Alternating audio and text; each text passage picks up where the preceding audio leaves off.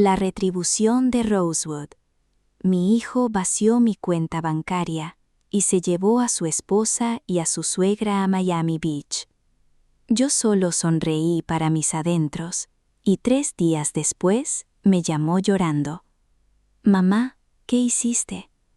Mi retribución estaba completa. El día que más necesitaba respirar fue el mismo día que mi hijo se llevó hasta el último centavo, sin dejar siquiera una nota.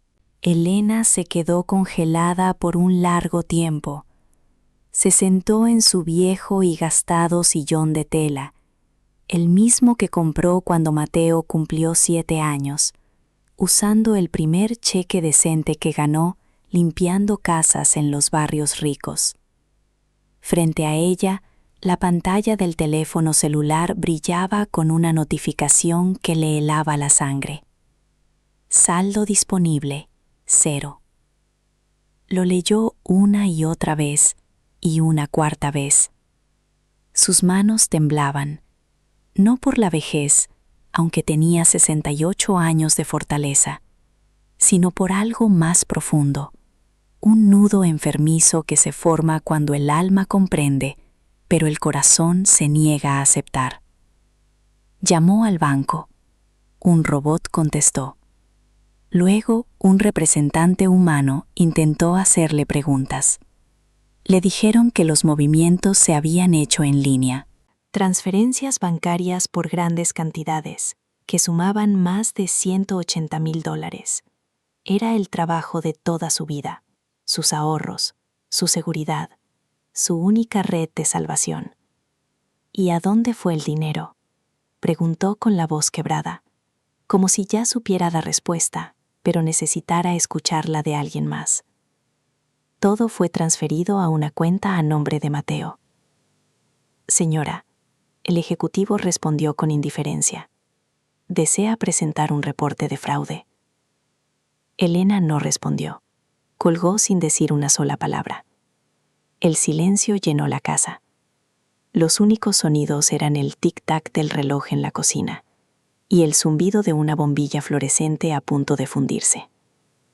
Afuera, el camión de los helados tocaba su melodía familiar, completamente ajeno al abismo que se acababa de abrir dentro de ella. Entonces sonó el teléfono fijo, el viejo aparato que conservaba por pura costumbre.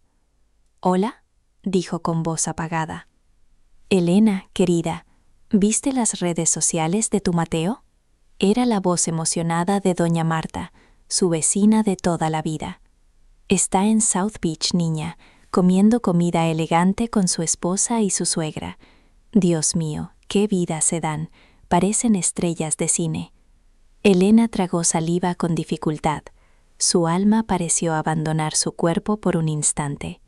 Caminó lentamente hacia su habitación. Abrió el cajón donde guardaba su viejo teléfono inteligente y buscó el perfil de su hijo. No era muy aficionada a las redes sociales, pero lo seguía desde la distancia, como alguien que mira por una ventana una vida que ya no le pertenece. Allí estaba él, Mateo, su único hijo. El niño que trajo al mundo con dolor y crió sola desde que su padre la dejó por otra mujer. El mismo hijo al que le dio absolutamente todo, incluso las tierras familiares que sus padres le dejaron para que él pudiera ir a la universidad. Estaba sonriendo, con una copa en la mano, vestido con una impecable camisa blanca, abrazando a Isabel, su esposa, y a Patricia, la suegra que siempre miró a Elena por encima del hombro. La descripción de la foto decía: Miami, mi nuevo comienzo, merezco esto.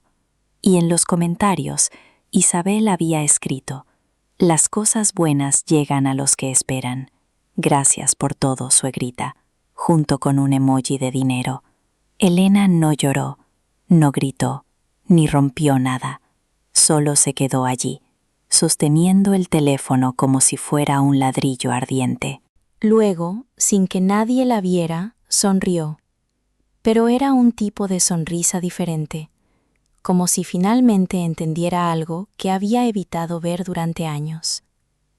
Muy lejos de allí, bajo el cielo nublado y entre las calles llenas de palmeras de South Beach, Mateo levantó su copa sin sentir culpa alguna. «¿Ves?», dijo Isabel, dando un sorbo a su costoso champán. Fue una buena idea tomar el dinero. De todos modos, ella va a estirar la pata pronto. Mejor lo usamos nosotros antes de que se gaste en facturas médicas. Patricia, su madre, soltó una risa áspera. Anciana despistada. Ni siquiera sabe lo que es un aeropuerto. Nunca iba a ser nada útil con todo ese efectivo. Mateo no dijo nada. Miró el océano con ojos brillantes. Algo se revolvía en su interior, pero guardó silencio, tal como había aprendido a hacer desde que era un niño, y pasaba hambre, y su madre le decía: «Aguanta, mi niño, mañana tendremos». El desmoronamiento. Las paredes de la casa de Elena parecían más viejas esa noche. Todo estaba en su lugar, pero nada se sentía igual.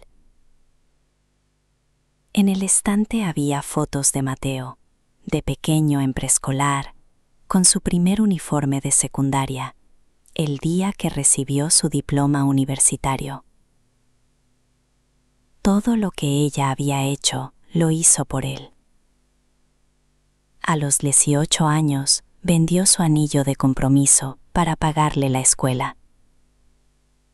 A los 23 le dio las tierras familiares que su padre le dejó. A los 30 ayudó con los gastos de la boda, aunque a Isabel nunca le agradó. Elena cocinaba para él, lavaba su ropa y limpiaba todo, y él solo se alejaba cada vez más. «Mamá, no entiendes este mundo», le decía con desdén. «Las cosas ya no se hacen como antes. Isabel y yo tenemos grandes planes, y yo soy parte de esos planes. Siempre estarás en mi corazón, mamá, pero no puedes estar atada a mí de por vida». Una semana antes de descubrir la traición, Elena le ha intentado visitar a Mateo en su condominio. Llevó una bandeja con su famoso pollo frito que ella misma preparó. Tocó el timbre y nadie abrió la puerta. Esperó bajo el sol durante 2 horas hasta que el portero se acercó. «¿Busca al señor Mateo?», le preguntó. «Sí, soy su madre». «Ah, bueno, me dieron instrucciones de no dejarla entrar si venía sin avisar». Elena tragó saliva y preguntó: «¿Y por qué es eso?». «No sabría decirle, señora, pero eso me dijeron». Caminó de regreso a casa. No tomó el autobús. Quería que el aire golpeara su rostro, aunque estuviera caliente y sucio. Pensó en cada comida que se negó a sí misma, en cada madrugada que trabajó horas extras, en cada centavo que ahorró para su hijo. Esa misma noche, doña Marta fue a visitarla. Llevó pastel y café. «Siempre has sido fuerte, Elena. No dejes que esto te rompa el corazón. Mateo es joven. Tal vez recapacite». Elena suspiró, con la mirada perdida. «¿Crees que los hijos alguna vez se arrepienten, Marta?». «Sí, por supuesto que lo hacen. Cuando su madre ya no está, se dan cuenta de todo. Bueno, espero que no sea demasiado tarde cuando él se dé cuenta». «¿Y qué vas a hacer?», preguntó Marta. Elena levantó la mirada. En sus ojos había algo diferente, algo que no había estado allí antes. «Voy a sonreír, tal como me enseñaron». Marta frunció el ceño. «¿Sonreír? ¿Qué quieres decir?». «Ya he llorado suficiente, Marta. Ahora voy a sonreír en silencio, porque no me queda nada que perder». Y cuando una mujer no tiene nada que perder, se vuelve peligrosa. Silencio antes de la tormenta. Mientras tanto, caía la noche en Miami Beach. Mateo salía de la ducha cuando escuchó la voz de Isabel en el balcón, hablando por teléfono. Sí, lo logramos. La anciana nunca supo que el dinero está aquí. Mañana abrimos la cuenta en Nevada y nos deshacemos de Mateo. Sí, claro. ¿Él cree que estamos juntos en esto? ¡Qué idiota! Mateo se detuvo. No se movió. Sintió que el agua se congelaba en su piel. No dijo nada. Regresó a la habitación como si no hubiera escuchado nada y se acostó junto a Isabel, quien fingió estar dormida. Cerró los ojos, pero algo había cambiado, y aún no sabía que lo peor estaba por venir. De vuelta en Los Ángeles, Elena se preparaba una taza de té de manzanilla. La noche era espesa. Las luces de la calle parpadeaban, y afuera, los perros peleaban por una bolsa de basura. Adentro tomó su cuaderno, el que usaba para anotar recetas que nunca llegó a cocinar, y escribió algo con letra temblorosa. Este no es el final, es el comienzo de mi silencio, y mi silencio dolería más que cualquier grito. Luego cerró el cuaderno, se acostó en la cama y, por primera vez en mucho tiempo, durmió sin lágrimas. Mientras ella dormía en su humilde hogar, su hijo en una suite de hotel en Miami revisaba su teléfono y encontró una notificación bancaria. Cuenta bloqueada por actividad sospechosa. ¿Qué? Murmuró, mirando fijamente la pantalla. La primera grieta se acababa de formar, y Mateo no sabía que su madre, en silencio, ya había comenzado a moverse. A veces el dolor no grita, a veces el dolor se sienta, observa y espera el momento adecuado, y ese momento apenas comenzaba. El costo de un sueño. La noche no había abandonado del todo el barrio. Aún quedaba esa humedad pegajosa entre los techos de chapa y las aceras rotas. Elena se levantó de madrugada, con los huesos crujiendo como todos los días. Pero esta vez no se sentía vieja. Algo nuevo latía en su interior. No era rabia ni tristeza. Era una determinación que su alma nunca antes había conocido. Mientras calentaba agua en la estufa de gas, se quedó mirando la llama azul. El silbido del vapor la llevó muchos años atrás, al primer día que supo lo que era estar completamente sola. Tenía 14 años cuando empezó a limpiar casas en un vecindario rico de Brentwood. Era una niña con el cabello mal trenzado, piel oscura y manos agrietadas por el jabón barato. A esa edad ya sabía los nombres de todos los quitamanchas y cómo doblar las camisas de un jefe sin arrugarlas. Por la noche, cuando regresaba a casa, su madre ya no la esperaba despierta, caía rendida por el cansancio. Su padre ausente se había ido con una mujer de un bar. Elena no lloró, solo tragó saliva y al día siguiente se despertó antes de que cantara el gallo para volver a trabajar. A los 17 años quedó embarazada de Mateo. Su padre era un chico 3 años mayor que ella, que le prometió que se casarían y que la sacaría de esa vida. Solo duraron 8 meses. El día que él se enteró de que el bebé era un niño, desapareció sin dejar rastro. Se fue con una mujer que vendía cosméticos y nunca regresó. Elena no derramó ni una lágrima, solo apretó la mandíbula, se ajustó el pañuelo y salió a buscar más casas para limpiar. Crió a Mateo sola, cargándolo en su espalda mientras lavaba la ropa sucia de otras personas. Cuando él empezó a caminar, le enseñó a jugar con las tapas redondas del detergente como si fueran carritos de juguete. No tenían juguetes reales, pero tenían historias. No tenían refrigerador, pero siempre tenían sopa caliente. No tenían televisor, pero tenían canciones que ella le cantaba dulcemente hasta que se quedaba dormido. Él era su mundo entero.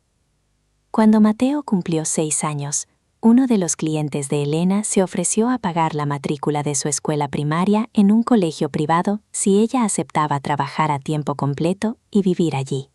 Elena no lo pensó 2 veces. Dejó su casa, se fue a vivir al cuarto de servicio en la azotea de sus patrones y cada fin de semana cruzaba toda la ciudad para ver a su hijo. Nunca llegaba con las manos vacías. A veces le llevaba un cuaderno nuevo, a veces solo un bocadillo, pero siempre llegaba con un corazón dispuesto a escuchar todo lo que Mateo quisiera contarle. Pasaron los años y Mateo creció. Elena se esforzó muchísimo por aprender a escribir su firma. Su mano temblaba solo para poder inscribirlo como la responsable legal en los papeles de la escuela. Aprendió a leer recetas médicas y luego extractos bancarios. No sabía escribir bien, pero entendía lo suficiente para no dejarse pisotear. O eso creía ella. A los 16 años, Mateo le dijo: «Mamá, cuando triunfe, lo primero que haré será comprarte una casa donde el frío no se filtre por las paredes». Y ella le respondió sin dudarlo: «No me compres nada, hijo. Solo te pido que no me olvides». Luego vino la época de la universidad. Elena vendió la única tierra que su padre le había dejado, un pedazo de tierra en la zona rural de Georgia, donde siempre había soñado con construir una pequeña cabaña para su vejez. La vendió por mucho menos de lo que valía, porque Mateo necesitaba pagar urgentemente la inscripción. Y como siempre, ella no dudó ni un segundo.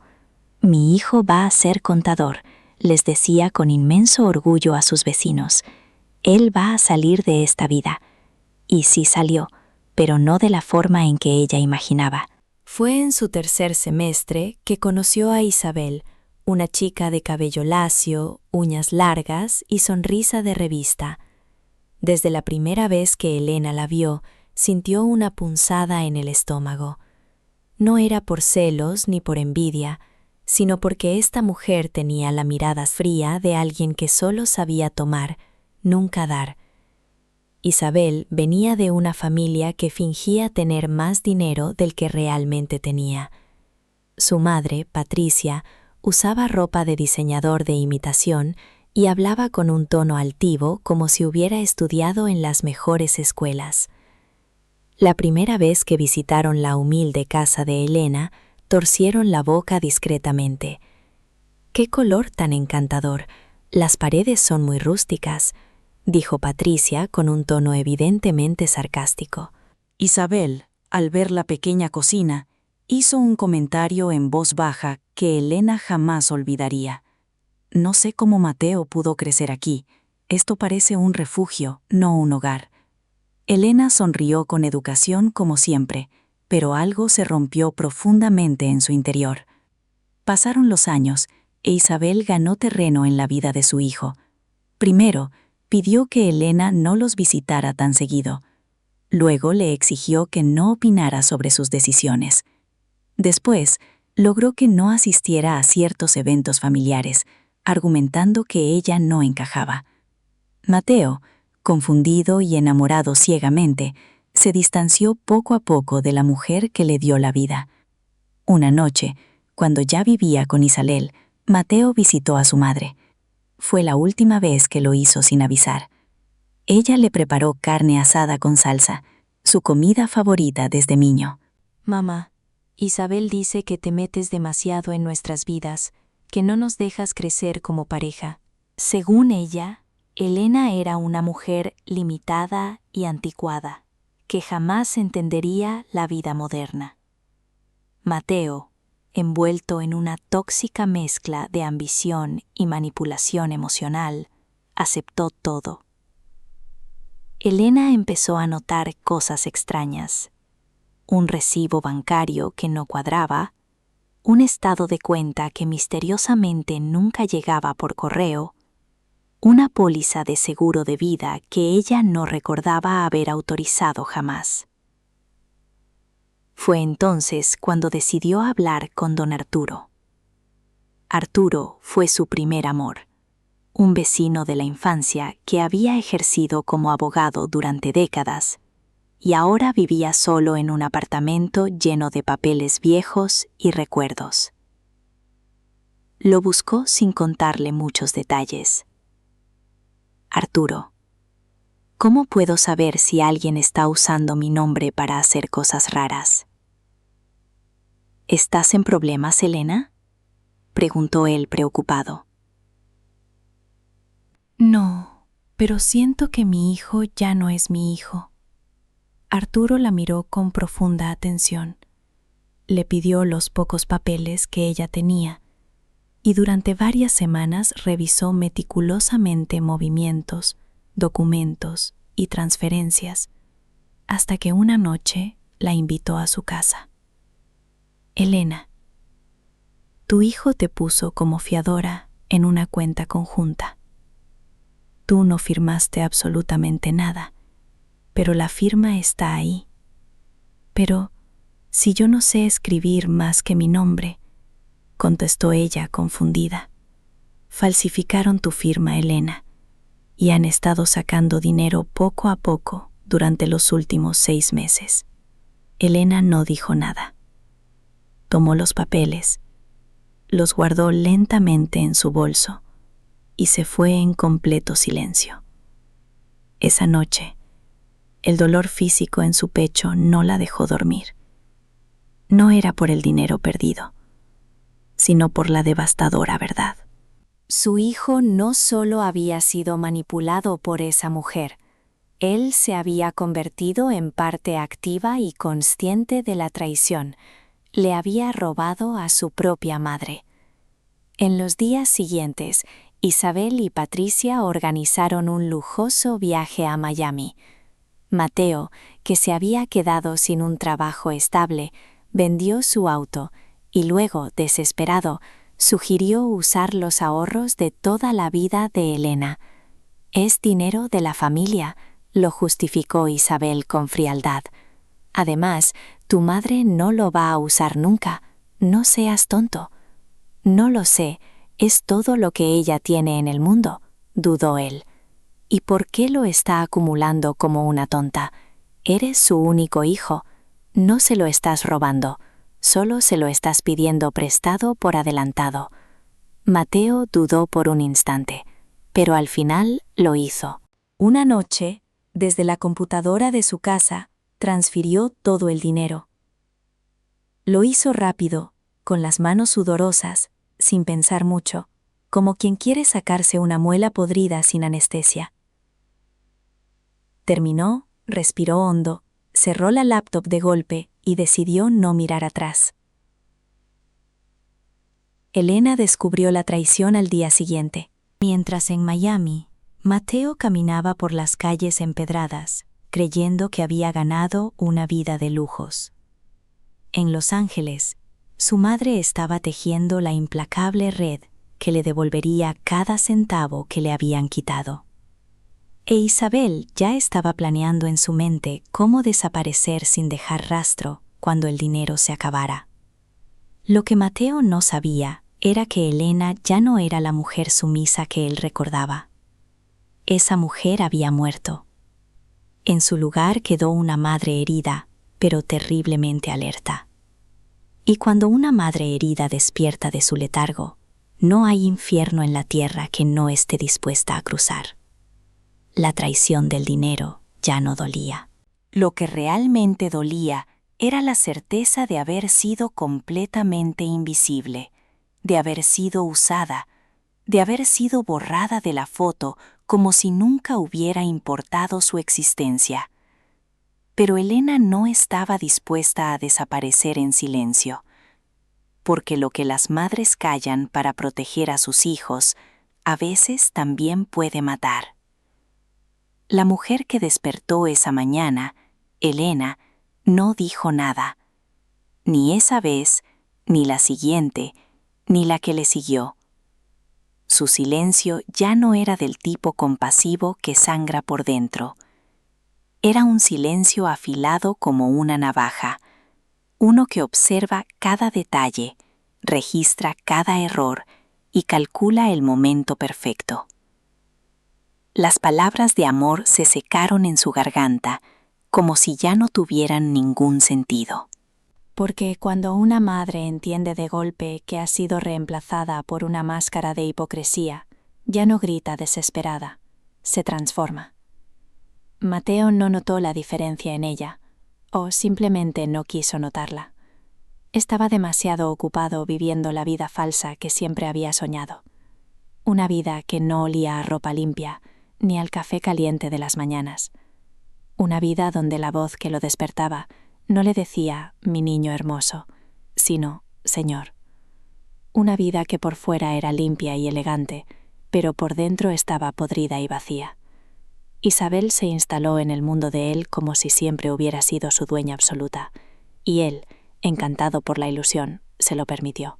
Estaba fascinado por cómo ella hablaba con palabras sofisticadas que Elena nunca usaba, cómo caminaba con gracia, luciendo tacones altos, cómo se refería a las cosas caras, como si todo le perteneciera por derecho. Pero detrás de su risa fácil y sus fotos editadas con filtros de internet, había una máquina sutil, cruel y matemáticamente precisa. Isabel sabía exactamente lo que quería de la vida y lo quería rápido. Quería un nombre, un apellido respetable, una cuenta bancaria llena y un hombre tonto que pudiera sostener su fachada de mujer de clase alta. Los primeros comentarios venenosos llegaron disfrazados de inocentes bromas. Cariño, ¿por qué tu madre siempre tiene que opinar sobre todo lo que hacemos? No quiero que nuestro futuro hijo crezca rodeado de pensamientos conformistas de nivel de pobreza, decía ella mientras se limaba las uñas en la sala. Mateo soltaba una risa incómoda y nerviosa. No es que quiera opinar sobre nuestras cosas, es solo que le cuesta mucho soltar el control. Siempre ha sido así conmigo. No es control, Mateo, es lástima disfrazada de amor. Las mujeres como tu madre se creen mártires intocables por criar hijos solas, pero no se dan cuenta de que su pasado miserable no les da el derecho a arrastrarnos a los demás hacia abajo. Yo no quiero ese tipo de energía ni para ti, ni para mí, ni para nuestros futuros hijos. Poco a poco, y de manera muy calculada, Isabel comenzó a decidir cuándo podían visitar a Elena y cuándo no. Primero, la excusa era que estaban demasiado ocupados con el trabajo. Luego, sugirió que era mucho mejor reunirse en lugares públicos y neutrales. Y finalmente, confesó que no se sentía nada cómoda entrando a la casa de Elena, porque, según ella, olía a humedad y a pobreza. Mateo aceptó todas y cada una de sus condiciones. Y cada vez que Elena le preguntaba con tristeza por qué no la visitaban tan a menudo, él bajaba la mirada avergonzado. «Tenemos demasiadas cosas en marcha, mamá. Ya sabes, el exceso de trabajo, los preparativos de la boda, el estrés». Elena solo asentía con la cabeza, pero ya no había ni una gota de ingenuidad en sus ojos maduros. Estaba empezando a armar las piezas de la mentira, como alguien que cose a mano un saco roto. Patricia, la ambiciosa madre de Isabel, no tardó en involucrarse en el plan. Nunca usaba insultos descarados, pero siempre atacaba con frases cuidadosamente elegidas para sonar muy educadas, pero con el filo justo para destruir la autoestima de la otra persona. Señora Elena, me disculpo de antemano si soy demasiado directa, pero ¿nunca pensó en mudarse a un vecindario más decente y limpio? Quiero decir, usted ya es mayor. Esta área definitivamente no es segura para alguien de su edad, y con todo ese dinero que tiene ahorrado en el banco, podría comprar algo mucho mejor, ¿verdad? Elena miró a Patricia fijamente a los ojos.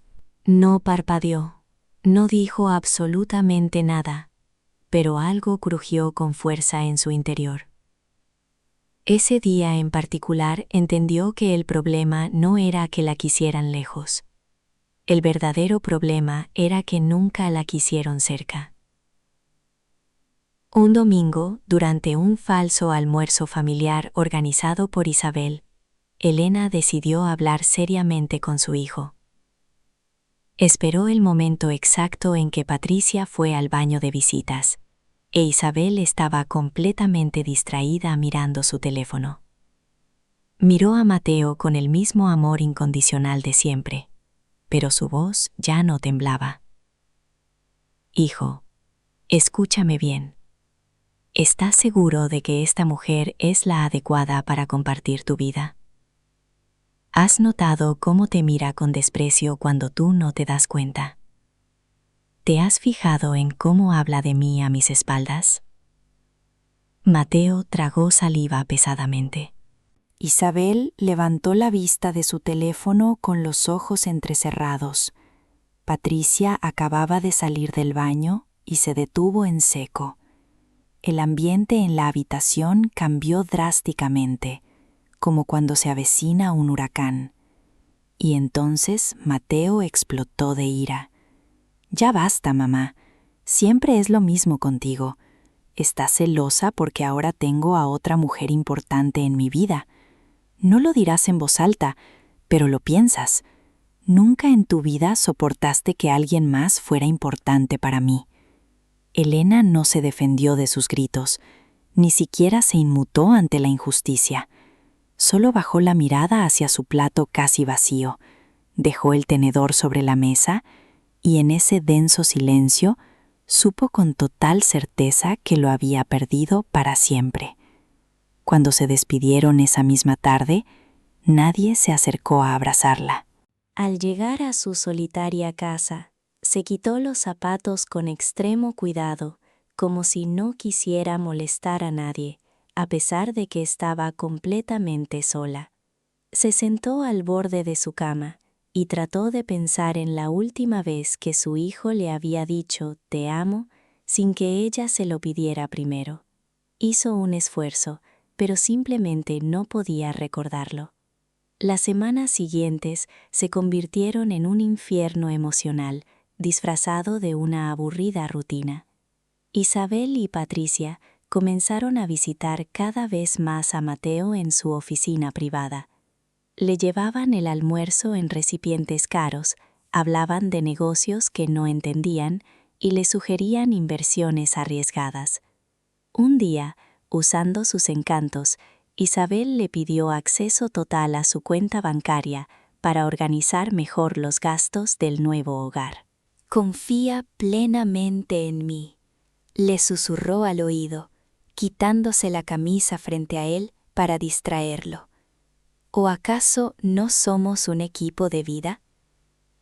Mateo, atrapado ciegamente entre la lujuria y la estupidez absoluta, le dijo que sí como siempre lo hacía. Elena, por parte, no se quedó quieta esperando su destino. Ella sabía que algo andaba muy mal con las cuentas de su hijo, pero no sabía cómo demostrarlo legalmente. Fue entonces cuando decidió buscar la ayuda de doña Marta, su vecina, una mujer brillante que había sido contadora durante más de 20 años en una enorme compañía farmacéutica y ahora estaba jubilada. «Marta, necesito que me expliques algo urgente.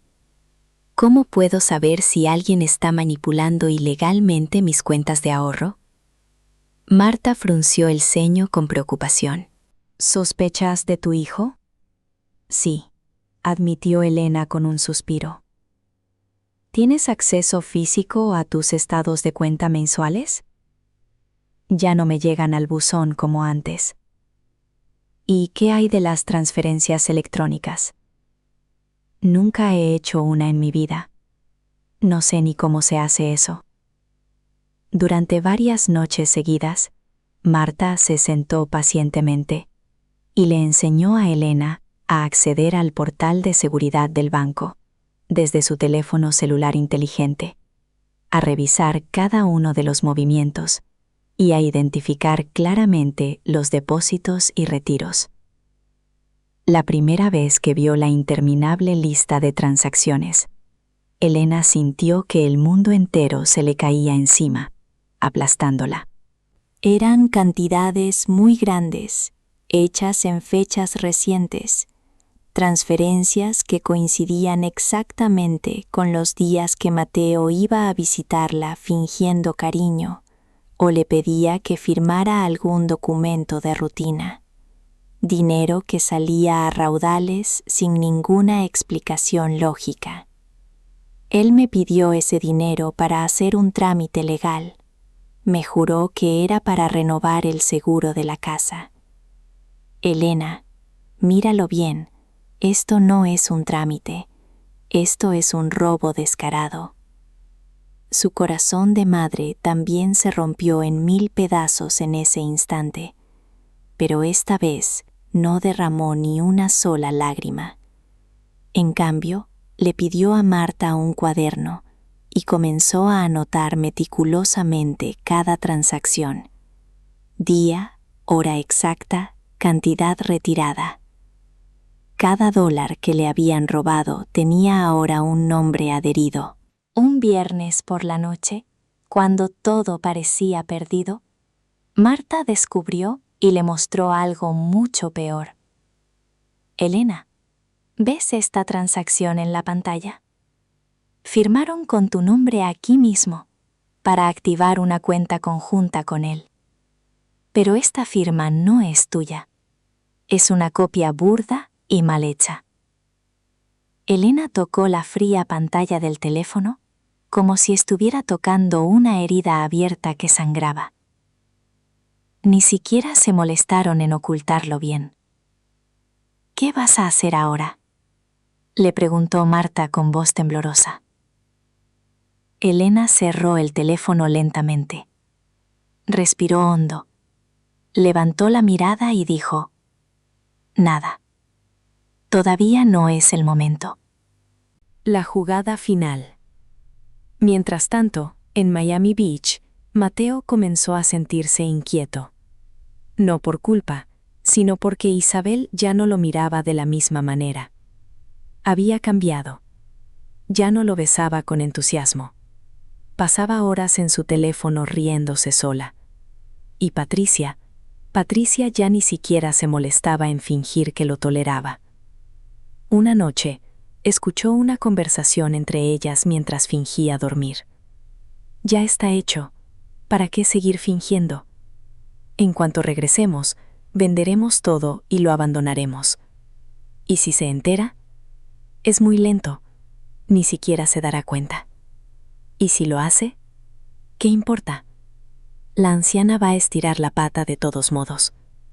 ¿Quién lo va a defender? Elena desde Los Ángeles comenzó a moverse con precisión. Visitó una sucursal bancaria, solicitó los extractos completos, los imprimió y los guardó en sobres. Luego fue al registro público para preguntar si había propiedades a su nombre que no recordaba haber firmado. Allí descubrió algo aún peor. Mateo había intentado registrar su casa como una propiedad de inversión compartida, usando documentos alterados. No tuvo éxito debido a un error técnico, pero lo había intentado. Ese día Elena no fue directamente a casa. Caminó hacia una vieja iglesia al fondo del vecindario, no para rezar, solo para sentarse en un banco y mirar el altar. Dame paciencia, Dios. No para perdonarlo, sino para no destruirlo con mis propias manos. El silencio la envolvió. Cuando regresó, encendió la radio, puso una canción de blues y comenzó a tejer. Pero lo que estaba tejiendo no era ropa, era venganza. Las semillas de la ingratitud ya estaban sembradas y estaban germinando. La cosecha estaba cerca. Elena lo sabía, lo sentía en sus huesos. en la forma en que el viento soplaba por las rendijas de la puerta, como si viniera a advertirle que todo lo que había sido enterrado en silencio pronto brotaría. Las horas previas al amanecer le pesaban menos. El frío ya no le molestaba. Solo contaba los días, no con ansiedad, sino con estrategia, con calma, como alguien que afila un cuchillo lentamente, sabiendo que lo usará en el momento exacto. Una mañana, mientras barría la sala con la vieja escoba de paja que había durado tanto, decidió mover el sillón para limpiar debajo. Debajo había polvo, pedacitos de papel, un bolígrafo seco y un sobre blanco roto y mal doblado metido en una bolsa de plástico reciclada. Iba a tirar todo sin mirar, pero algo en su interior le gritó que lo revisara. Primero abrió la bolsa. Adentro había un documento. Lo leyó 2 veces sin entender completamente lo que decía. Mostraba su nombre completo, su dirección y una firma similar a la suya. Luego leyó el encabezado, Última voluntad y testamento. Sintió que algo le oprimía el pecho. Se sentó en el suelo con el documento extendido sobre sus piernas y lo leyó de nuevo. Era un testamento donde supuestamente ella cedía su casa y sus ahorros a Mateo en caso de su muerte. Y en la parte inferior, una firma, su firma falsificada. Sintió el silencio de la casa mucho más que nunca. Solo el tic-tac del reloj y el ladrido distante de un perro rompían la quietud.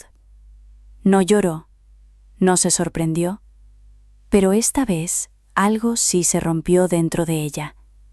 No fue la traición, fue la confirmación. Llamó a don Arturo. Ven a casa. ¿Qué pasó? Encontré lo que necesitabas ver. 2 horas después, Arturo estaba sentado en su cocina con el documento en la mano. Lo leyó cuidadosamente, sacudiendo la cabeza en negación. Esto no solo es ilegal, es sumamente peligroso. Si lo hubiera presentado, podrías haber perdido la casa sin saberlo jamás. ¿Crees que fue él?, preguntó ella. Arturo se quedó en silencio. Dejó el papel sobre la mesa. Esta no es tu firma, Elena, y tú no tienes ni idea de cómo redactar un testamento. Obviamente no es tuyo. La parte más grave es que este es un borrador, y si hay un borrador, puede haber habido un intento real de presentarlo. Elena se quedó mirando sus propias manos arrugadas, manchadas por los años, pero aún firmes. Recordó el día en que finalmente hizo el último pago de la hipoteca de la casa. 30 años de esfuerzo, comidas recalentadas, zapatos rotos, trabajar en los días más calurosos, limpiar los desastres de otras personas, soportar los gritos de los jefes, todo para tener algo propio, algo que nadie pudiera quitarle. Él quería matarme en papel, dijo sin levantar la voz. Arturo levantó la mirada. No sabía si era una metáfora o una verdad literal. El silencio entre ellos fue tan largo que el hervor del café en la estufa se convirtió en el único sonido en la cocina. ¿Y ahora qué vas a hacer? Elena sonrió. La misma sonrisa que Mateo no supo interpretar a tiempo. Ahora lo voy a enterrar, pero estando él bien despierto. El diagnóstico y el plan. Ni siquiera habían pasado 3 días desde ese descubrimiento, cuando recibió una llamada inesperada del doctor Vargas, el médico internista de la clínica de salud donde Elena se hacía chequeos ocasionales. Necesito que venga, señora Elena. Hoy mismo, si puede. Sintió que le temblaban las piernas. Caminó hacia el centro médico con la misma dignidad con la que había enfrentado todo en su vida. Entró a la oficina con su ropa habitual, su pañuelo bien atado y el cuaderno donde anotaba cada pastilla. El doctor la saludó amablemente, pero sin esperanza alguna. En su mirada había una compasión que olía a despedida. Hicimos nuevos análisis de sangre. y los resultados no son buenos. Ella no respondió. Solo lo miró esperando lo que en el fondo ya sabía. Tiene leucemia, señora. Está en una etapa avanzada. Me duele decírselo de esta manera, pero no hay tiempo para rodeos. Su sistema inmunológico está muy comprometido. Estimamos que le quedan unos 6 meses de vida. Elena se quedó congelada. Miró fijamente un punto en la pared, una pequeña mancha de humedad con forma de pájaro. Ni una sola lágrima, ni una sola pregunta. ¿Entiende lo que le estoy diciendo? Entiendo cuánto me costará morir con dignidad. El doctor se movió incómodo en su asiento. Hay opciones. Podemos comenzar la quimioterapia, pero no es seguro que responda. El tratamiento es muy agresivo y costoso. ¿Eso me quitará la vida más rápido?, preguntó ella. No necesariamente. Entonces, no. No me gusta la idea de que la muerte me atrape usando una bata de hospital. El doctor no supo qué decir. Nunca había visto a nadie tomar la noticia de su propia muerte con tanta compostura. Elena se puso de pie, tomó su bolso y antes de salir del consultorio se volvió hacia él. 6 meses son suficientes. Para lo que tengo que hacer es más que suficiente. Caminó de regreso a casa, no porque no pudiera pagar el pasaje, sino porque necesitaba sentir la ciudad. Quería que cada paso la llevara de vuelta a sus raíces, a su historia, a su verdadero propósito. Cruzó la calle donde una vez casi la atropella un auto mientras llevaba a Mateo al preescolar. Pasó por el mercado donde trabajaba limpiando baños por $40 al día. Saludó con la mano al señor Teodoro, el hombre del puesto de jugos que no tenía dientes, pero sí una excelente memoria. Cuando llegó a casa, fue directamente a su habitación. Sacó una caja de madera escondida debajo de la cama. Adentro estaba su cuaderno con notas, recortes, recibos, cartas nunca enviadas y un viejo sobre donde guardaba la única foto que tenía de Mateo cuando era niño y todavía dormía abrazando su pierna. La miró durante mucho tiempo. Luego encendió la estufa, puso agua a hervir y mientras el vapor subía, murmuró para sí misma: ya no habrá más rezos. Ahora comienza el verdadero trabajo. Lo primero que hizo fue ir con Arturo a presentar una denuncia preventiva, no como madre, sino como ciudadana. Denunciaron la falsificación de su firma, el intento de apropiación de propiedad y adjuntaron toda la evidencia. Luego, solicitaron el congelamiento temporal de la cuenta bancaria de la cual Mateo había retirado el dinero. Para lograr esto, utilizaron una cláusula que permitía detener los movimientos financieros si se sospechaba de abuso financiero a personas de la tercera edad. No fue nada fácil, pero Arturo conocía los vacíos legales. Había perdido la fe en la ley hacía muchos años, pero por Elena estaba dispuesto a desempolvar su antigua profesión.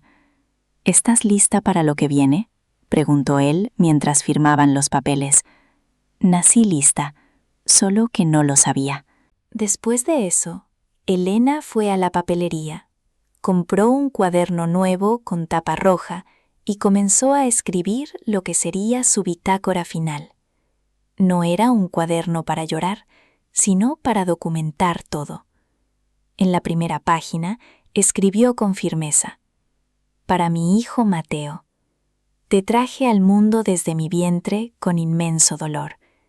Te di mi vida con amor absoluto, y tú me arrancaste la dignidad sin siquiera parpadear. Esta no es una venganza. Esto es justicia. Y la justicia es lo único que me queda para poder morir en paz. La segunda traición. Mientras tanto, en Miami, Mateo e Isabel continuaban fingiendo ser felices. subían fotos a diario, hacían videos con filtros y presumían platos de comida que ni siquiera sabían pronunciar. Pero la tensión era cada vez más evidente. Isabel ya no compartía la cama con él. Patricia pasaba todo el tiempo en su teléfono y Mateo sentía que algo se le escapaba de las manos, como una alarma interna que no dejaba de sonar. Una noche, mientras buscaba en su correo electrónico la confirmación de un vuelo, encontró una carpeta oculta. Era una copia de seguridad automática de los mensajes de Isabel con otra persona. Al principio, pensó que era correo no deseado, pero cuando la abrió, leyó lo que no debía. Isabel, ya casi tenemos todo. El idiota no sospecha nada. Contacto. Y la cuenta. Isabel, listo. En cuanto regresemos, lo dejamos. Contacto. ¿Y si se entera? Isabel, no me importa. Que se pudra. No me voy a quedar con alguien que huele a madre soltera traumatizada. Mateo sintió que el estómago se le caía. Cerró la computadora. No dijo nada. Y fingió dormir. Pero esa noche no pudo cerrar los ojos. Y por primera vez en mucho tiempo, pensó en su madre. Pensó en su voz. En la forma en que lo llamaba, mi niño. Incluso cuando él ya era más alto que ella. En su arroz con leche. En cómo se reía de las viejas comedias en blanco y negro. En cómo le tocaba la frente cuando estaba enfermo. Y en cómo solía decirle, nadie te cuidará nunca, como yo lo hago. Quiso llamarla, pero no lo hizo. Elena, por su parte, no esperaba nada. Ya no había ternura en su espera, solo planificación. Visitó oficinas, hizo llamadas y activó la cláusula de inmigración. Declaró las transacciones de Mateo como sospechosas. El sistema era lento, pero se activó. Se emitió una alerta internacional para su regreso a los Estados Unidos. No lo meterían en la cárcel, pero lo obligarían a rendir cuentas. En el cuaderno rojo, Elena escribió: no hay justicia más completa que la que se imparte sin gritar. Lo veré perderlo todo sin mover un solo dedo. El karma no se paga con violencia. Se sirve con infinita paciencia. Y así, la segunda traición no la rompió. La convirtió en algo mucho más fuerte, más frío, más libre. La madre murió en ella. Pero la mujer despertó. Era solo cuestión de días para que Mateo regresara a los Estados Unidos, y no tenía ni idea del terremoto que lo estaba esperando. Aterrizaje forzoso. Mateo creía que el infierno era un lugar con fuego, castigos y gritos. No imaginaba que pudiera ser tan frío como las calles empedradas de Miami, o tan humillante como una tarjeta rechazada en un restaurante lleno de turistas. Todo comenzó con una denegación en la terminal de pago, luego otra y otra más. En menos de 48 horas, se encontró con las manos completamente vacías, sin efectivo, sin cuentas activas, y con dos mujeres mirándolo como si fuera un mendigo que acababan de recoger de la calle. Isabel le gritó en medio de la calle frente a decenas de personas que se detuvieron a mirar. «Eres un idiota descarado. ¿Qué hiciste con el dinero? Te dije que no confiaras en tu madrecita pobretona. Ahora nos has arruinado a todos». Mateo intentó hablar, pero no había suficientes palabras para explicar lo que ni él mismo entendía. Solo sabía que algo andaba muy mal, que las cuentas estaban congeladas, que su nombre había sido vinculado a una investigación internacional de fraude financiero y que tenía que presentarse en la embajada estadounidense al día siguiente. Esa noche, Patricia lo miró con una mezcla de desprecio y molestia. «Te lo advertí, Isabel. Este pobre muchacho no sirve ni para lavar platos. Me voy a un hostal. No voy a dormir en este basurero». Isabel la siguió.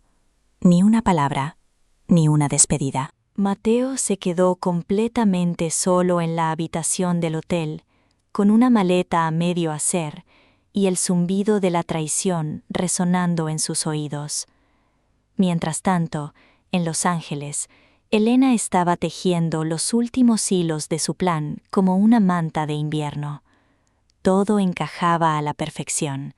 Cada movimiento tenía sentido. Arturo la ayudó a reunir los documentos necesarios para activar el bloqueo internacional de capital, basándose en la denuncia por uso fraudulento de las cuentas de una persona mayor.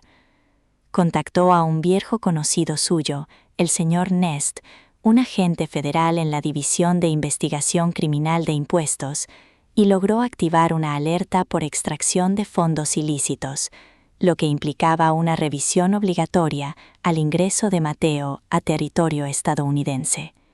No era venganza. No había odio, solo había justicia.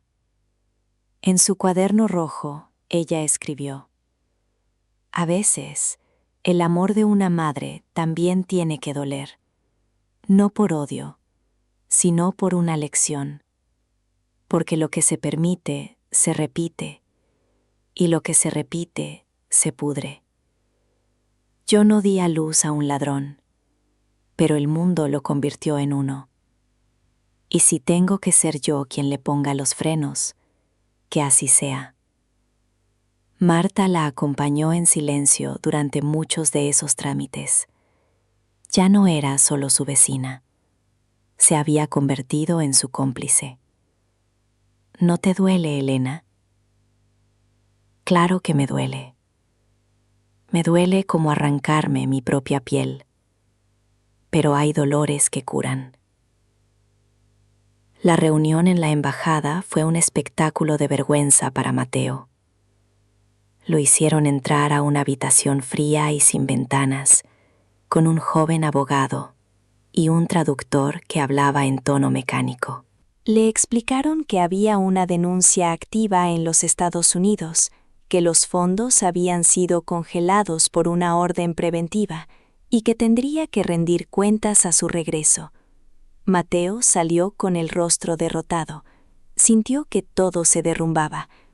Pensó en su madre por primera vez en mucho tiempo. Pensó en su voz, en su mirada, y supo que ella sabía que todo esto venía de ella. Y entonces, como un niño perdido, marcó su número. «Mamá», dijo en cuanto ella contestó. Al otro lado del teléfono, Elena estaba en su cocina limpiando frijoles con el viejo colador, como si nada inusual estuviera pasando. Reconoció la voz de inmediato. Su mano tembló, pero no lo suficiente como para dejar caer el teléfono. «Mamá, ¿qué hiciste? Me lo quitaron todo. Estoy solo. Isabel se fue. Patricia también. Dicen que tú hiciste esto». Elena se quedó en silencio. Respiró hondo y luego respondió con una voz serena y firme, como si hablara desde un lugar al que Mateo ya no podía acceder. «Yo no te quité nada, hijo. Solo detuve lo que tú me estabas quitando a mí. Mamá, me quieren arrestar. Dijiste que siempre estarías ahí para mí. Lo estuve, hasta que tú dejaste de estar ahí para ti mismo. Por favor, ayúdame. No sé qué hacer. Aprende». Ella colgó. No le dio nada más. Sin lágrimas, sin disculpas, sin explicaciones. Fue la primera vez que se permitió pensar que su hijo necesitaba sufrir para poder entender. Porque a veces, el dolor enseña mucho más que el amor. La lección final. Esa noche Elena no durmió, no por angustia, sino porque se sentó a escribirle una carta. No era una despedida. Era un testamento emocional. Una carta que dejaría en el cuaderno rojo, en la última página. Era para él, para cuando regresara. Mi queridísimo Mateo, fuiste mi razón para levantarme cada mañana. Fuiste mi lucha, mi fuerza, mi orgullo. Te di lo que tenía y lo que no. Me negué comida, descanso y compañía por ti. Y no me arrepiento. Lo hice con amor. Pero olvidaste quién eras. Te rodeaste de fantasmas con perfume caro. Y en su afán de matarme mientras estaba viva, me obligaron a despertar. No te odio. No podría. Pero ya no soy la mujer que espera en silencio a que su hijo la recuerde. Ahora soy la que te enseña, aunque duela. Y si alguna vez te arrepientes de verdad, esta carta estará aquí, no para salvarte, sino para que no puedas decir que nadie te lo advirtió. Al final de la carta dibujó un pequeño corazón. Era lo más dulce que le quedaba. Mateo vagaba por las calles de Miami sin rumbo. Durmió en hostales baratos. A veces comía, a veces no. No tenía a quién llamar. Ni Isabel ni Patricia contestaban, y sabía que su regreso a los Estados Unidos no sería un aterrizaje, sería un choque violento. Finalmente tomó un vuelo de regreso, asustado, avergonzado, con el frío calándole los huesos. Sabía que lo estaban esperando, no con abrazos, sino con deudas pendientes. Elena, por su parte, estaba lista. Su salud se deterioraba, pero su alma estaba más clara que nunca. Se había rapado la cabeza antes de que la quimioterapia pudiera quitarle el cabello. Lo hizo en su baño con unas tijeras de costura. Se miró en el espejo y dijo: «Ahora me veo como quien realmente soy». Arturo la acompañó a su última cita médica. El doctor confirmó que el cáncer avanzaba rápidamente. Ella asintió. «Sabe», dijo ella, «nunca tuve miedo de morir. Lo que me dolía era no poder irme en paz, pero ahora sé que me iré con todo resuelto». Esa noche en su cama, sola, Elena sintió un dolor agudo en el pecho. Se dobló de dolor, pero no llamó a nadie. Solo se abrazó a sí misma, murmurando el nombre de su hijo, no como una queja, sino como una despedida. El silencio de la tormenta era justo eso, el momento exacto antes del colapso, la calma fingida que precede a lo inevitable. Pero Elena no temía el final, porque había hecho lo que tenía que hacer, y Mateo estaba a punto de enfrentar los escombros de la vida que él mismo destruyó. Testigo de la verdad. Cuando el avión aterrizó, Elena no sintió ninguna emoción. No le sorprendió la bienvenida del capitán, ni el idioma extraño mezclado con los anuncios del aeropuerto. No le importaban los techos de cristal, ni los rostros desconocidos a su alrededor. No había viajado para admirar nada. Había viajado para cerrar un ciclo definitivo, no como una madre abnegada, sino como un testigo.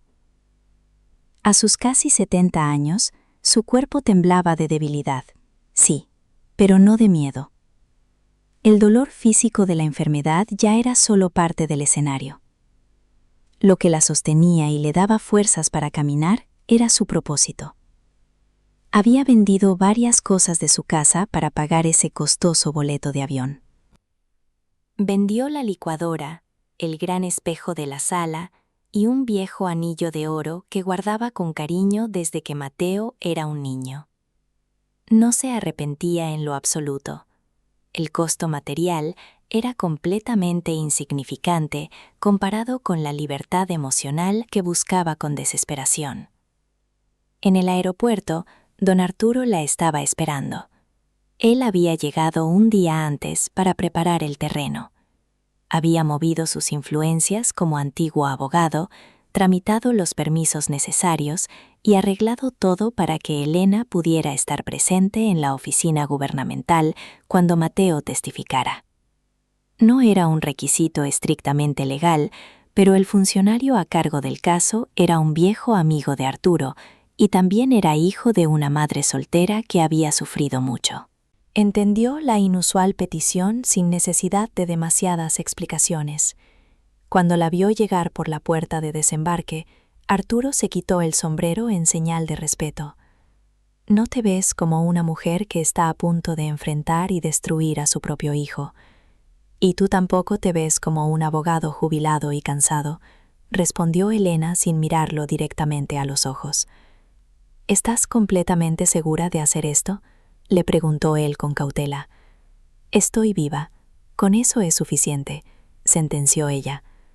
Caminaron juntos hacia el auto. Durante el trayecto, Arturo intentó aliviar la pesada tensión del ambiente contándole algunas anécdotas, pero Elena no le siguió la conversación. No había viajado hasta allí para conversar. Tenía una última y dolorosa tarea que cumplir. En su bolso, llevaba un grueso sobre amarillo con cosas que no tenían ningún valor material, pero que poseían un peso emocional eterno. Mientras tanto, en una lúgubre habitación de hotel al otro lado de la ciudad, Mateo estaba de pie frente al espejo del baño. Tenía los ojos hundidos, la barba descuidada, y su expresión oscilaba peligrosamente entre el agotamiento extremo y el pánico absoluto. Iba a presentarse ante las autoridades para firmar una declaración oficial que lo separaría legalmente de las cuentas conjuntas con su madre. Pero también sabía perfectamente que al firmar ese papel, admitiría formalmente que había manejado esas cuentas con documentación falsa y firmas falsificadas. A cambio de su confesión, las autoridades habían acordado no arrestarlo de inmediato, pero lo registrarían en una lista de vigilancia económica estricta y su libertad quedaría condicionada. Tendría que presentarse ante una autoridad financiera para ser investigado. Cuando Mateo bajó al vestíbulo del hotel arrastrando los pies, vio a Isabel esperándolo cerca de la puerta. Llevaba gafas de sol muy oscuras y un abrigo rojo que parecía prestado. Su rostro ya no reflejaba amor, ni siquiera resentimiento, solo pura y fría conveniencia. «Llegas tarde», dijo Isabel chasqueando la lengua con evidente molestia. «No sabía que ibas a venir conmigo», respondió él con voz apagada. «Tampoco sabías que eras tan inútil. Y aquí estamos. ¿A qué viniste entonces? ¿A verme caer y humillarme?», le preguntó él.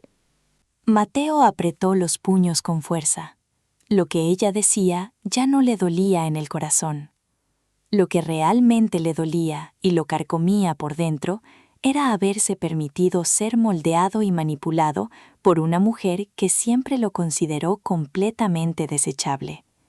Al llegar al edificio gubernamental, los funcionarios de seguridad los guiaron por un largo pasillo hasta una sala de espera blanca y silenciosa, adornada únicamente con sillas de metal.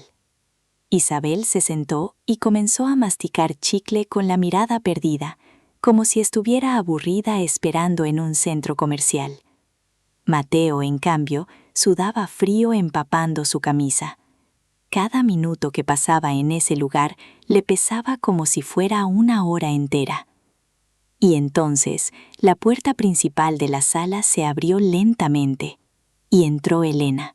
Llevaba puesto un suéter gris tejido a mano, una falda larga y modesta y un chal azul oscuro que le cubría los hombros frágiles. Su cabello, ahora muy escaso debido a la enfermedad, estaba cuidadosamente cubierto con un pañuelo negro. Caminaba con pasos lentos y medidos, pero mantenía la espalda muy erguida, con una presencia imponente. Sostenía el gran sobre amarillo firmemente en sus manos. Cuando cruzó la habitación, sus ojos se encontraron de inmediato con los de Mateo. Él se levantó de su silla de golpe, casi tropezando. «¿Qué haces tú aquí?», le preguntó, con la voz totalmente quebrada por la sorpresa y el miedo. «Vine a verte firmar, no como tu madre, sino como testigo de tus actos», respondió ella con un tono gélido. Isabel soltó una carcajada áspera que resonó en la habitación. ¡Qué ternura! La anciana vino hasta aquí solo para montar su espectáculo dramático final. Elena giró la cabeza y la miró, no con el odio que Isabel esperaba, sino con una profunda e inmensa lástima. «Le quitaste todo lo que él tenía en la vida», le dijo Elena en voz baja pero firme. «Pero yo fui quien le enseñó lo único que él nunca volverá a tener, el perdón». Isabel se burló moviendo la cabeza. «¿Perdón? Ay, señora, por favor. Su amado hijo es un fracasado. Usted crió a un parásito que no sabe hacer nada por sí mismo. No, te equivocas. Yo crié a un buen niño lleno de sueños. Tú fuiste quien lo convirtió en este fraude, y él, por debilidad, te permitió hacerlo». Mateo cerró los ojos con fuerza, sintiendo que las lágrimas estaban a punto de desbordarse. Ya no podía soportarlo más. «Mamá, yo no sé en qué momento de mi vida me perdí por completo». Elena se acercó a él a paso lento, extendiendo las manos para entregarle el sobre amarillo. «Aquí están tus fotos. La primera de todas es de cuando apenas aprendiste a caminar y a escribir tu nombre. Aquí también está tu primera carta a Santa Claus. Una vez cuando eras niño me pediste una bicicleta y te dije que solo te la daría si sacabas la mejor calificación en la clase de matemáticas, y te esforzaste tanto que lo lograste. Yo cumplí mi promesa ese día, hijo». Mateo tomó el sobre apretándolo contra su pecho con las manos temblorosas. «Y aquí, dentro de este sobre, también está la carta que te escribí anoche. No te la doy para salvarte la vida, sino para que jamás en tu futuro puedas decir que nadie te lo advirtió».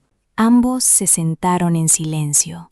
El funcionario encargado entró a la sala con una pila de documentos y les explicó todo el procedimiento legal. Sin dudarlo más, Mateo tomó el bolígrafo y firmó su confesión.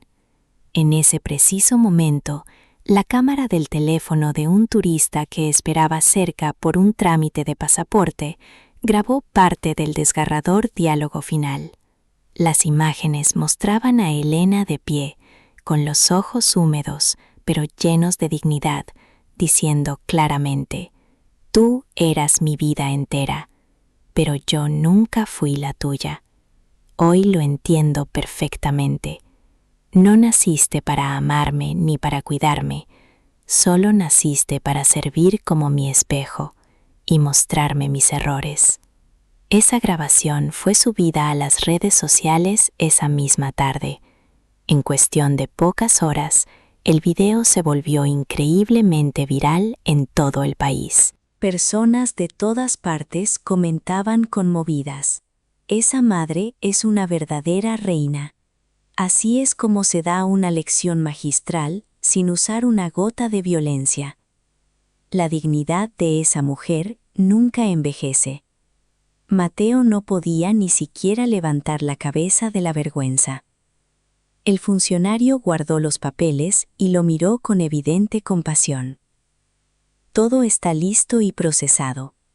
Ya pueden irse. Ambos son libres de salir». Isabel ya se había ido de la sala hace rato. No esperó a Mateo ni a nadie. Se marchó furiosa y a paso rápido, tal como había llegado. Sin pedir disculpas, sin mirar atrás, completamente sin alma. En el camino de salida hacia la calle, Elena y Mateo caminaron en un silencio sepulcral, por una acera estrecha iluminada por el sol. Al llegar a una esquina donde los autos pasaban rápidamente, ella detuvo su paso. «Aquí es donde nuestros caminos se separan para siempre». «Mamá», intentó decir él acercándose un paso, pero la voz se le quebró en un sollozo ahogado. «Te di todo lo que tenía en la vida. Incluso te entregué mi silencio para protegerte», dijo ella mirándolo fijamente. Ahora te doy lo único que te niegas a aceptar, la pura verdad. Mateo cayó de rodillas frente a ella en la acera. ¿Alguna vez me perdonarás por todo lo que te hice? Yo ya te perdoné hace mucho tiempo. El problema real es que tú aún no te has perdonado a ti mismo. ¿Puedo hacer algo para arreglarlo?, preguntó él llorando desesperadamente. Sí. Vive el resto de tus días con lo que hiciste. Y haz que tu vida cuente para algo bueno.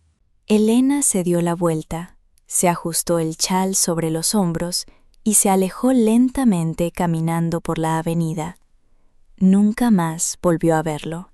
Esa noche, Mateo abrió el sobre en su habitación del hotel.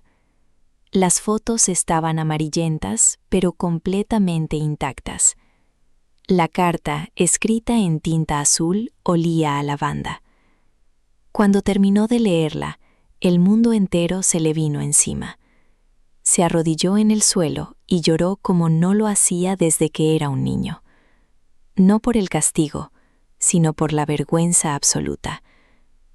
Y supo que había perdido algo que no podría recuperar jamás: la dignidad de una madre.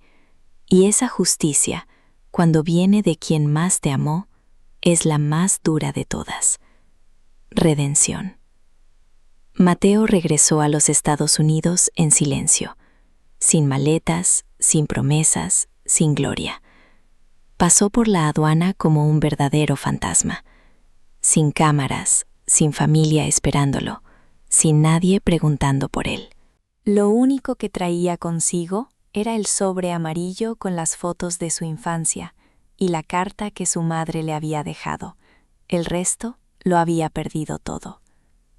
El aeropuerto se sentía más gris que nunca.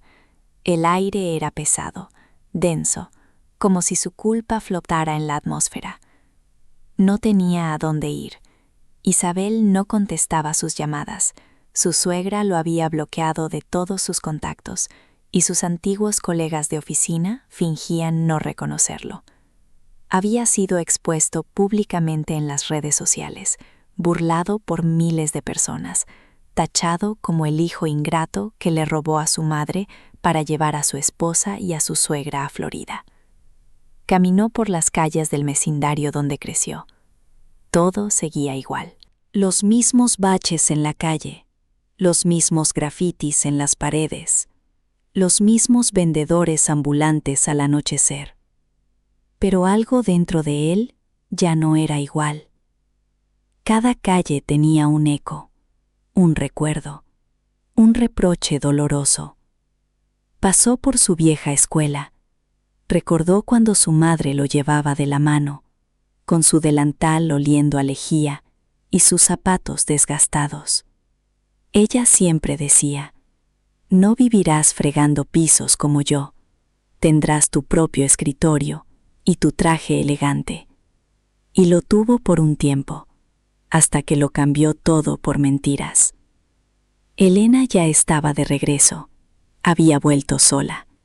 No necesitaba compañía de nadie. Había vivido toda su vida en compañía de su propio silencio, y no le pesaba en lo absoluto.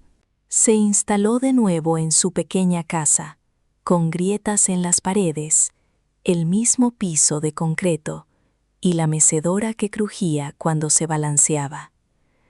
Se instaló en su vida como quien regresa al único lugar del que nunca debió irse. Don Arturo le llevaba sus medicinas puntualmente.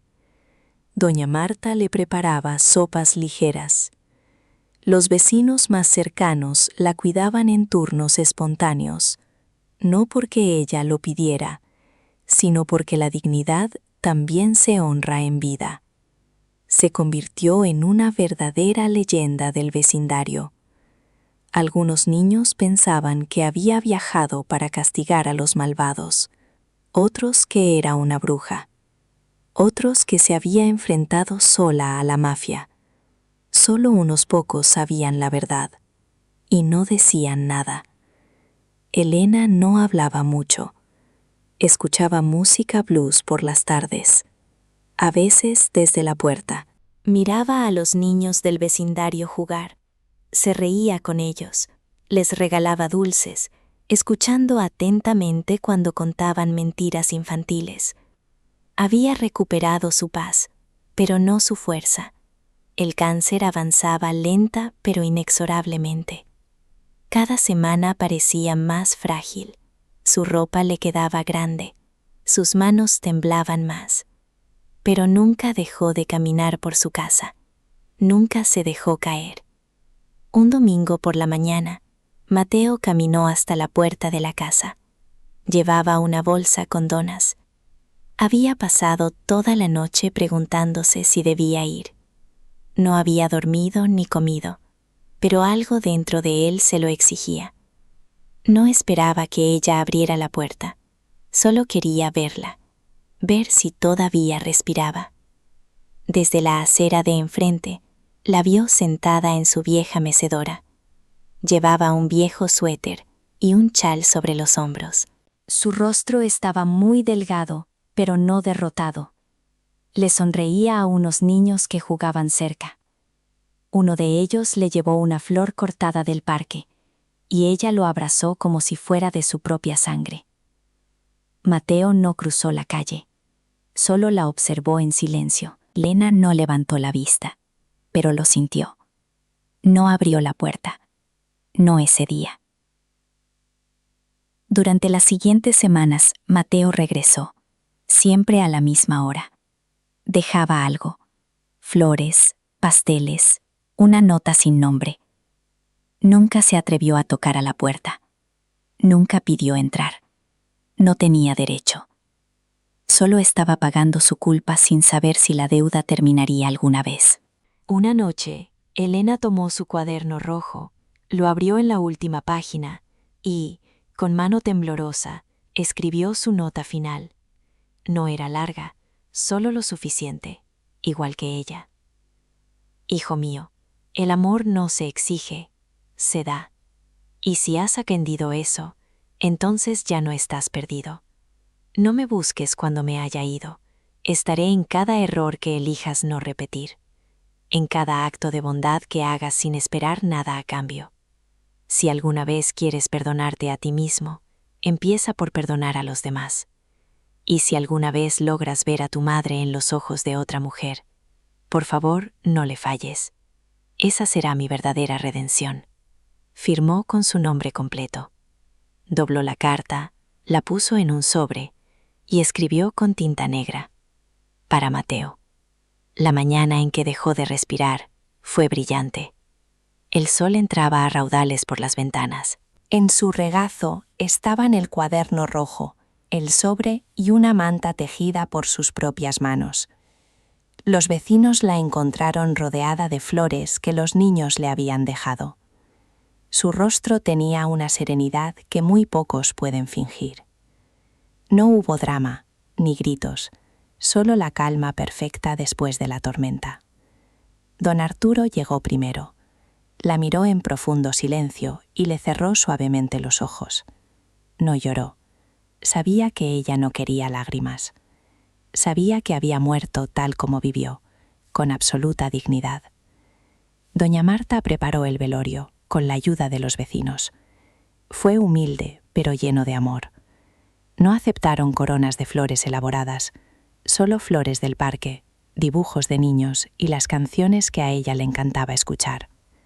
Mateo no fue avisado, pero lo supo. Lo supo en el momento exacto en que el viento cambió y algo en su pecho se apagó por completo. Corrió hacia la casa, vio la puerta abierta y entró lentamente. Había velas en la sala. Nadie lo detuvo, nadie lo abrazó. Fue directamente hacia el cuerpo de su madre. Se arrodilló, tocó sus manos. Estaban frías. Junto a ella encontró el sobre con su nombre. Lo abrió e oyó cada palabra en voz alta, a solas, en un susurro. Lloró, pero no como antes. Lloró en silencio, igual que ella. En un rincón de la habitación había una caja de madera abierta. Adentro, una foto de él cuando era niño con una nota manuscrita en el reverso. «Todavía creo en ti, hijo». Mateo tomó la foto, la apretó contra su pecho destrozado. Luego salió al patio y se sentó en la silla donde ella solía sentarse. Miró al cielo y comprendió que había perdido a su madre para siempre. Pero tal vez todavía podría encontrarse a sí mismo. Días después, los vecinos dijeron que el hombre que venía con las donas se quedó a vivir en la casa.